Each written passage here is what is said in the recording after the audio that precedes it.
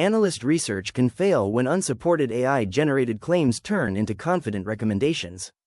EvidenceGate is built to stop that failure before the report is trusted. EvidenceGate is a zero-trust memory agent built for the Qwen Cloud hackathon.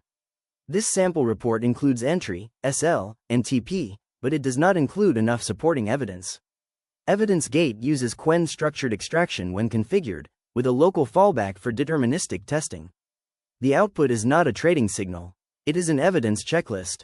The memory agent layer embeds review rules, stores them in SQLite, and retrieves them later by semantic similarity. Memory is no longer just chat history. A deterministic local gate combines the extracted evidence and retrieved memory. If required evidence is missing, confidence is downgraded. The result is revise, not approved. EvidenceGate does not reward confident language. It demands evidence. The implementation is intentionally simple for judges to run. A static frontend, a Python HTTP API, SQLite persistent memory, Qwen Cloud embeddings, and Qwen chat completions. The stack is transparent, testable, and aligned with the memory agent track.